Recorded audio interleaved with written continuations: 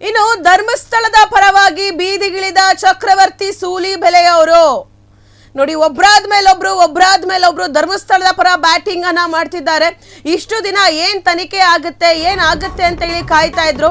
ಈಗ ಒಬ್ಬರ ತಪ್ಪ ಒಬ್ರು ಈಗ ಧರ್ಮಸ್ಥಳದ ಪರ ಬ್ಯಾಟಿಂಗ್ ಅನ್ನ ಮಾಡ್ತಿರುವಂತದ್ದು. SIT ತನಿಖೆ ವಿರುದ್ಧ ಆಕ್ರೋಶವನ್ನ ವ್ಯಕ್ತಪಡಿಸುತ್ತಿದ್ದಾರೆ ಚಕ್ರವರ್ತಿ ಸೂಲಿಬೆಲೆಯವರು. ಧರ್ಮಸ್ಥಳದಲ್ಲಿ ಶೀಘ್ರ ಧರ್ಮ ರಕ್ಷಣಾ ಸಮಾವೇಶ ಆಗಲೇಬೇಕು. ಧರ್ಮಸ್ಥಳದಲ್ಲಿ ಶೀಘ್ರವಾಗಿ ಒಂದು ಸಮಾವೇಶ ನಡಿಬೇಕು. ಹಿಂದೂ ಸಂಘಟನೆಗಳಿಂದ ಬೃಹತ್ ಸಮಾವೇಶಕ್ಕೆ ಪ್ಲಾನ್ ಅನ್ನ ಮಾಡ್ತಿದ್ದಾರೆ. ಇದೇ ಆಗಸ್ಟ್ 24ರಂದು ಸಮಾವೇಶ ನಡೆಯುವ ಒಂದು ಸಾಧ್ಯತೆಗಳಿದೆ. ಬೃಹತ್ ಸಮಾವೇಶ. ಖ್ಯಾತ ವಾಗ್ಮಿ ಆಗಿರುವಂತ ಚಕ್ರವರ್ತಿ ಸೂಲಿಬೆಲೆಯಿಂದ ದಿಕ್ಸೂಚಿ ಬಿಡುಗಡೆಯಾಗಿದೆ. 10,000ಕ್ಕೂ ಅಧಿಕ ಜನರನ್ನ ಸೇರಿಸಿ ಒಗ್ಗಟ್ಟಿನಿಂದ ಸಮಾವೇಶ ಮಾಡುವಂತ ಒಂದು ಪ್ಲಾನ್ ಅನ್ನ ಮಾಡ್ತಿದ್ದಾರೆ. ಧರ್ಮಸ್ಥಳ ಪರವಾಗಿ ಬೀದಿಗಿಳಿದ ಚಕ್ರವರ್ತಿ ಸೂಲಿಬೆಲೆಯವರು SIT ತನಿಖೆ ವಿರುದ್ಧನೇ ಗುಡುಗಿದ್ದಾರೆ. SIT ತನಿಖೆ ವಿರುದ್ಧನೇ ಆಕ್ರೋಶವನ್ನ ವ್ಯಕ್ತಪಡಿಸುತ್ತಿದ್ದಾರೆ ಚಕ್ರವರ್ತಿ ಸೂಲಿಬೆಲೆಯವರು. ಧರ್ಮಸ್ಥಳದಲ್ಲಿ ಶೀಘ್ರವಾಗಿ ಧರ್ಮ ಸ್ಥಾಪನೆ ಆಗಬೇಕು, ಧರ್ಮ ಸಂರಕ್ಷಣೆ ಆಗಬೇಕು ಅಂತ ಹೇಳಿ ಚಕ್ರವರ್ತಿ ಸೂಲಿಬೆಲೆಯವರು ಹಿಂದೂ ಸಂಘಟನೆಗಳಿಂದ ಬೃಹತ್ ಆದಂತ ಒಂದು ಸಮಾವೇಶವನ್ನ ಮಾಡುವಂತ ಪ್ಲಾನ್ ಮಾಡ್ತಿದ್ದಾರೆ. ಆಗಸ್ಟ್ 24 ಭಾನುವಾರ ಸಂಜೆ 4 ಗಂಟೆಗೆ ಬೃಹತ್ ಸಮಾವೇಶ ನಡೆಸುವಂತ ಒಂದು ತಯಾರಿಯನ್ನ ನಡೆಸ್ಕೊತಿದ್ದಾರೆ. ಪುಣ್ಯಕ್ಷೇತ್ರದ ಸಂರಕ್ಷಣೆಯನ್ನ ಮಾಡಬೇಕು ಅನ್ನೋ ಒಂದು ನಿಟ್ಟಿನಲ್ಲಿ ಈ ರೀತಿಯಾಗಿ ಪ್ಲಾನ್ ಮಾಡಿರುವಂಥದ್ದು. ಈಗಾಗಲೇ ಎಲ್ಲ ದಿಕ್ಸೂಚಿಗಳನ್ನು ಕೂಡ ರೆಡಿ ಮಾಡ್ಕೊಂಡಿದ್ದಾರೆ ಚಕ್ರವರ್ತಿ ಸೂಲಿಬೆಲೆಯವರು.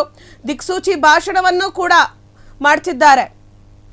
ಎಸ್ ನೋಡಿ, ಚಕ್ರವರ್ತಿ ಸೂಲಿಬೆಲೆಯವರು ಈಗ SIT ತನಿಖೆಯ ವಿರುದ್ಧ ಒಂದು ಸ್ಫೋಟಕವಾದ ಒಂದು ಮಾತುಗಳನ್ನು ಆಡಿರುವಂಥದ್ದು, ಆಕ್ರೋಶವನ್ನು ವ್ಯಕ್ತಪಡಿಸಿರುವಂಥದ್ದು. ಧರ್ಮಸ್ಥಳದ ಏನು ಧರ್ಮ ಸಂಸ್ಥಾಪನೆಯಾಗಿರುವಂಥ ಜಾಗದಲ್ಲಿ ಅನರ್ಥಗಳಾಗ್ತಾ ಇದೆ, ಅಲ್ಲಿ ನಾವು ಧರ್ಮವನ್ನು ಸ್ಥಾಪನೆ ಮಾಡಬೇಕು, ಧರ್ಮದ ರಕ್ಷಣೆಯನ್ನು ಮಾಡಬೇಕು ಅಂತ ಹೇಳಿ ಅವರು ಒಂದು ದೊಡ್ಡ ಸಮಾವೇಶವನ್ನು ಮಾಡಬೇಕು ಅಂತ ಹೇಳಿ ತಯಾರಿಯನ್ನು ನಡೆಸ್ಕೋತಿದ್ದಾರೆ. ಹಿಂದೂ ಸಂಘಟನೆಗಳಿಂದ ಬೃಹತ್ ಸಮಾವೇಶಕ್ಕೆ ಪ್ಲಾನ್ ಅನ್ನ ಮಾಡಿದ್ದಾರೆ.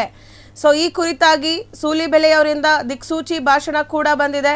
10,000ಕ್ಕೂ ಅಧಿಕ ಜನರನ್ನ ಸೇರಿಸಿ ಒಗ್ಗಟ್ಟಿನಿಂದ ಒಂದು ಪ್ರದರ್ಶನ ಮಾಡೋಣ, ನಾವು ಧರ್ಮವನ್ನು ರಕ್ಷಿಸ್ತೀವಿ, ಧರ್ಮಸ್ಥಳವನ್ನ ರಕ್ಷಿಸೋದಾಗಿ.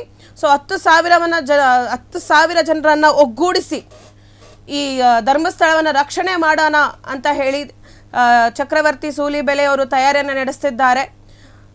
ಇಷ್ಟು ದಿನ ಏನಾಗ್ಬೋದು ತನಿಖೆ, ಏನಾಗುತ್ತೆ ಅಲ್ಲಿ, SIT ಅವ್ರು ಏನು ಮಾಡ್ತಾರೆ, ಇವ್ರೇನು ಮಾಡ್ತಾರೆ ಅಂತ ಸೂಲಿಬೆಲೆಯವರು ಕಾಯ್ತಾ ಇದ್ರು. ಸೊ ಎಲ್ಲರೂ ಏನು ಬರ್ಬೋದು ತನಿಖೆಯಲ್ಲಿ ಅಂತ ಹೇಳಿ ಕಾಯ್ತಾ ಇದ್ರು. ಈಗ ಬಾಹುಬಲಿ ಬೆಟ್ಟದಲ್ಲಿ ಏನು ಸಂಶೋಧನಾ ಅಂದರೆ ಪರಿಶೀಲನೆ ಕಾರ್ಯವನ್ನು ನಡೆಸ್ತಾ ಇದ್ದಾರೆ SIT ಅಧಿಕಾರಿಗಳು. ಮೊದಲು 13 ಇದ್ದಿದ್ದು ಪಾಯಿಂಟ್ ಈಗ 17 ಆಗಿದೆ. ಹೀಗಾಗಿ ರಾಜಕಾರಣಿಗಳಾಗಿರ್ಬೋದು, ಧರ್ಮ ರಕ್ಷಕರಾಗಿರ್ಬೋದು, ವಾಗ್ಮಿಗಳಾಗಿರ್ಬೋದು, ಎಲ್ಲರೂ ಕೂಡ ಧರ್ಮಸ್ಥಳದ ಪರ ಬ್ಯಾಟಿಂಗನ್ನು ಮಾಡ್ತಾ ಇದ್ದಾರೆ. SIT ಅವ್ರಿಗೆ ಒತ್ತಡವನ್ನು ಹೇರ್ತಿದ್ದಾರೆ, ದೂರುದಾರರನ್ನು ನೀವು ಬಂಧಿಸಬೇಕು ಅಂತ ಹೇಳಿ. ಇನ್ನು SIT ವಿರುದ್ಧ ಆಕ್ರೋಶವನ್ನು ವ್ಯಕ್ತಪಡಿಸ್ತಿದ್ದಾರೆ ಚಕ್ರವರ್ತಿ ಸೂಲಿಬೆಲೆಯವರು. ನೀವು 13 ಪಾಯಿಂಟನ್ನು ನಿಮಗೆ ಹೇಳಿದ್ದು ದೂರುದಾರ, ಈಗ ಅವನು 17 ಅಂತ ಹೇಳ್ತಿದ್ದಾನೆ, ಅವನು ಹೇಳಿದ ಕಡೆ ಎಲ್ಲ ಹೋಗಿ ಅಗಿತಿದ್ದೀರಲ್ಲ ಅಂತ ಹೇಳಿ ಆಕ್ರೋಶವನ್ನು ವ್ಯಕ್ತಪಡಿಸ್ತಿರುವಂಥದ್ದು. ಸೊ ಧರ್ಮಸ್ಥಳವನ್ನು ರಕ್ಷಣೆ ಮಾಡಬೇಕು, ಅಲ್ಲಿ ಧರ್ಮ ಸಂಸ್ಥಾಪನೆಯನ್ನು ಮಾಡಬೇಕು, ಅಲ್ಲಿ ಒಂದು ದೊಡ್ಡ ಸಮಾವೇಶವನ್ನು ಮಾಡಬೇಕು, 10,000 ಜನರನ್ನು ಸೇರಿಸಿ ನಾವು ಸಮಾವೇಶವನ್ನು ಮಾಡ್ತೀವಿ, ಧರ್ಮ ಸಂಸ್ಥಾಪನೆಯನ್ನ ಮಾಡ್ತೀವಿ ಅಂತ ಹೇಳಿ ಚಕ್ರವರ್ತಿ ಸೂಲಿಬೆಲೆಯವರು 10,000 ಜನರಿಗೆ ಕರೆಯನ್ನ ಕೊಟ್ಟಿರುವಂತದ್ದು. ಅಷ್ಟು ಜನರನ್ನ ಸೇರಿಸಿ ಒಂದು ದೊಡ್ಡ ಸಮಾವೇಶ ಮಾಡುವಂತ ಒಂದು ತಯಾರಿಯನ್ನು ನಡೆಸಿಕೊಂಡಿದ್ದಾರೆ.